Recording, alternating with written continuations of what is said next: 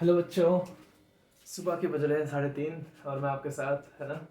और यहाँ पर जो है मैं एक्सट्रैक्शन ऑफ जिंक पढ़ाने वाला हूँ। अभी तक आप लोगों ने ओर्स के बारे में पढ़ रहे थे। हम लोग ओर्स क्या क्या है, कौन कौन से ओर्स हैं, कंसंट्रेशनिंग क्या होती है। पास्ट एपिसोड्स में हमने बहुत सारी चीज़ें देखी। लास्ट एपिसोड में मैंने बताया आपको कि कॉपर का एक्सट्रैक्शन कैसे करते हैं। उसमें मैंने ट्रिक्स सिखाई कैसे जो है कॉपर्स के ओर्स को याद करते हैं। मैंने जो है इसके पहले आयरन का ओर सिखाया हुआ है। आपको सारी कड़ियाँ आपस में जुड़ी हुई हैं, कैसे प्रोसेस होता है, रोस्टिंग क्या है, कैल्कुलेशन क्या है, रिडक्शन क्या है, स्मेल्टिंग क्या है, सब बताया है मैंने वहाँ पे।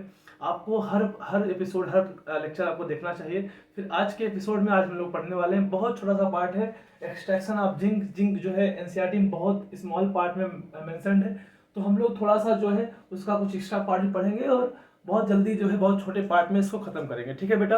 अब यहाँ पर देखो एक्सट्रैक्शन ऑफ जिंक जो है, जिंक के कौन कौन से ओर्स हैं इसे मैं पहले पढ़ा चुका हूँ, जितने सारे ओर्स हैं। लेकिन थोड़ा सा मैं जो है जितने मिडल पढ़ा रहा हूँ, जितने एक्सट्रैक्ट करवा रहा हूँ, उनके साथ पढ़ने वाले हैं। ठीक है बेटा। तो अब यहाँ पे देखो, यहाँ पे जेडनस जो है, जिंक सल्फाइड जो है, ये इसका दो नाम है, जिंक ब्लेंड एंड स्फेलराइट। दोनों नाम आपको पता होना चाहिए, दोनों इंपॉर्टेंट है, बहुत इंपॉर्टेंट है ना। कई लोग को जिंक ब्लेंड याद होता है, स्फेलराइट याद नहीं रहता है। दोनों नाम आपको याद होना चाहिए। आखिर दो नाम अलग अलग क्यों हैं? क्योंकि दोनों का जो है क्रिस्टलाइन स्ट्रक्चर अलग अलग है। ये जो आपका होता है ये सीसीपी होता है। सीसीपी सॉलिड स्टोन में पढ़ाता हूँ मैं आपको, है ना। क्यूबिक क्लोज पैकिंग हो गया। और एक ऐसा होता है, ये आपका एससीपी होता है ना। इसे बोलते हैं आइसोमॉर्फिज्म, जो कि आपका क्या है, ये जो है अलग अलग जो क्रिस्टलाइन स्ट्रक्चर मिलते हैं, अलग अलग नाम है। जिंक ब्लेंड को ब्लैक जैक भी बोलते हैं, क्योंकि ये पीबीएस के साथ होता है, पीबीएस लेड सल्फाइड के साथ मिलता है, तो उसको ब्लैक जैक भी बोलते हैं। ठीक है। इसके अलावा जो है जिंक सल्फाइड को बहुत अच्छे से आपको याद रखो, दो नाम आपको याद होना चाहिए, क्योंकि जिंक सल्फाइड जिंक ब्लेंड और स्फेलराइट है। ZnO जो है जिंक ऑक्साइड जो है, वो क्या है, जिंसाइट है। जिंसाइट, ये भी नाम आपको याद होना चाहिए। और कैलामाइन बहुत फेमस है, तो कैलामाइन भी आपको याद होना चाहिए। कैलामाइन जो है आपको याद होना चाहिए। ठीक है। तो कैलामाइन ZnCO3 आपको याद होना चाहिए। ये एक एक्स्ट्रा मैंने लिखा हुआ है, तीन तो मेन है, आपको याद होना चाहिए। ठीक है, तीन आपको याद होना चाहिए। एक मैंने एक्स्ट्रा लिखा हुआ है ना, ZnSiO3, इसको विलेमाइड बोलते हैं, विलेमाइड बोलते हैं। तो आप जो है एनसीईआरटी में से मेंशन नहीं है, फिर भी जो है आप इसे याद कर रख सकते हो। ठीक है बेटा। अब बताओ, एक्सट्रैक्शन ऑफ जिंक बहुत छोटा पार्ट है, सिंपल सी बात है। सबसे पहले स्टेप में क्या करते हो, जब ओर मिलता है क्या करते हो आप, कंसंट्रेशनिंग करते हो, कंसंट्रेशनिंग करते हो। अगर सल्फाइड ओर है क्या करोगे, फ्लोर फ्लोटेशन प्रोसेस करोगे। ठीक है। अगर सल्फाइड है तो आपका फ्लोर फ्लोटेशन प्रोसेस करते हो। कैसे करते हैं सब कुछ बताया हुआ है मैंने, सब कुछ प्रॉपर एक्सप्लेन किया है। अगर जिन बच्चों ने ये जो वीडियो ये देख रहे हो आप, अगर जिन बच्चों ने प्रीवियस वीडियो नहीं देखी है, जाके प्लेलिस्ट में जाके आप सारी वीडियो 1 बाय 1 में है ना आप उसे देखें। ठीक है। और यहाँ पे स्टेप 2 में क्या करेंगे, अगर सल्फाइड और है, स्टेप 2 में क्या करते हैं, रोस्टिंग करते हैं। और अगर कार्बोनेट और क्या करेंगे, कैल्सिनेशन करेंगे, जो आप क्लास 10 में भी पढ़ते हो। ठीक है बेटा। यहाँ पे देखो, जिंक सल्फाइड का रोस्टिंग कर रहे हैं। रोस्टिंग अगर आपने की है ना, रोस्टिंग यहाँ पे ध्यान देने वाली बात ये, जो कि एनसीईआरटी में मेंशन नहीं है, अगर रोस्टिंग आपने की, कि अगर रोस्टिंग जो है 850 डिग्री सेल्सियस से ऊपर की, तब तो आपको क्या बन जाएगा, रोस्टिंग में क्या बनेगा, जिंक ऑक्साइड बनेगा और SO2 गैस निकलेगी। लेकिन अगर ये बिलो 850 डिग्री सेल्सियस है, बिलो 850 है, तो क्या होगा, यही जिंक सल्फाइड ZnSO4 बन जाता है। ठीक है, क्या बनता है, ZnSO4।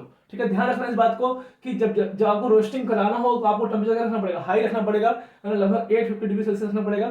ठीक है। तो यहाँ पर अगले स्टेप में क्या होता है, अगले स्टेप में ZN सल्फाइड को वापस है ना हमें जेटनेस बनाना पड़ जाता है। कैसे करते हैं, with the help of carbon. यहाँ पे क्या होता है, जिंक आपका सल्फर है, ये आपका +6 में है, तो यहाँ पे क्या होगा, यहाँ पर जो है ये -2 में आ गया, तो इसका क्या हो गया, आपका रिडक्शन हो गया। कार्बन ने क्या कर दिया, सल्फर को वापस रिड्यूस करके जेटनेस बना देता है। उसका ध्यान रखना है कि ये पॉइंट कई बार पूछ लेता है ना एग्जाम में, कि अगर मान लो लो टेम्परेचर है, उसके उसमें रोस्टिंग कराई जाए, तो जिंक सल्फाइड जो आपका ओर है उसकी रोस्टिंग होगी कि नहीं होगी, नहीं होगी बेटा, क्योंकि सीन ये है कि रोस्टिंग यहाँ क्या जिंक सल्फेट बन जाएगा, फिर उसको वापस आपको जेटनेस बनाना पड़ेगा, है ना। तो वापस उसको क्या करना पड़ेगा, जिंक ऑक्साइड है ना बनाना पड़ेगा। फिर रोस्टिंग करने के बाद जो एक्सट्रैक्शन का प्रोसेस है, एक्सट्रैक्शन में क्या करते हैं, स्मेल्टिंग स्टेप। स्मेल्टिंग का मतलब क्या था बताओ, स्मेल्टिंग का मतलब था, आप जानते हो इस बात को, स्मेल्टिंग का मतलब था कि जो है कार्बन के प्रेजेंस में, थर्मल के प्रेजेंस मतलब हीट के प्रेजेंस में रिडक्शन कराना। ठीक है, स्मेल्टिंग मैंने आपको बताया हुआ है, जितने रिडक्शन आप पढ़ते हो, अगर किसी फर्नेसेस में हो रहा है जहाँ पे हीट है, जहाँ पे टेम्परेचर है, उसे क्या बोलते हैं, स्मेल्टिंग बोलते हैं। मैंने बता रखा है प्रॉपर, है ना, पहले मैंने इसको एक्सप्लेन कर रखा है। तो जिंक ऑक्साइड बन चुका चुका है। जैसे जिंक ऑक्साइड बना तो क्या करेंगे हम लोग, कार्बन के द्वारा से क्या करेंगे, रिड्यूस कर देंगे और हमारा जिंक यहाँ पे मिल जाएगा। एक्चुअली जिंक जो है इसकी जो है यहाँ पे डिस्टिल्ड ऑफ हो जाता है, मतलब उड़ जाता है, क्योंकि बहुत हाई टेम्परेचर पे प्रोसेस होता है। तो क्या होता है, जिंक डिस्टिल्ड ऑफ हो जाता है, तो इसको हम लोग रैपिड चिलिंग से क्या करते हैं, इसको कलेक्ट कर लेते हैं, क्योंकि ये उड़ जाएगा।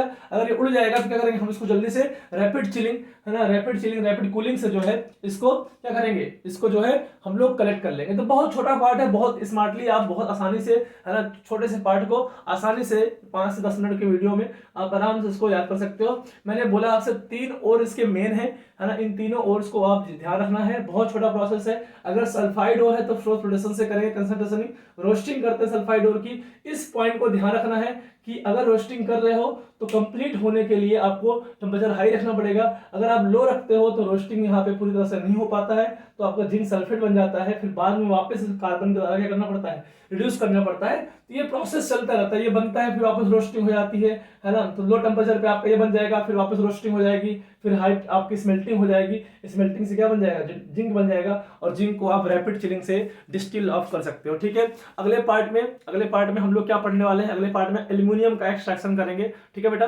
एल्यूमिनियम का एक्सट्रैक्शन करेंगे, फिर एजी और एयू का जो है वापस सिल्वर और उसके बारे में बात करेंगे, जो कि हम पहले भी कर रखे हैं। उसके एक्सट्रैक्शन की थोड़ी सी बात करेंगे। लेड की अगर एक्सट्रैक्शन की बात कर सकते हैं, छोटा मोटा, बहुत ज्यादा करना नहीं है, जो कि एनसीईआरटी में मेंशन नहीं है। ठीक है, तो आपको थोड़ा बहुत मैं एक्स्ट्रा बता रहा हूँ यहाँ पर, थोड़ा एक्स्ट्रा आप यहाँ पढ़ सकते हो। ठीक है, जो कि एडवांस में काम आ जाएगा आपके। और उसके बाद हम लोग बात करेंगे रिफाइनिंग की। ठीक है, फिर ये चैप्टर आपका फिनिश हो जाएगा। मिलते हैं नेक्स्ट पार्ट में एल्यूमिनियम के एक्सट्रैक्शन के अंदर। ठीक है बेटा, बाय बाय।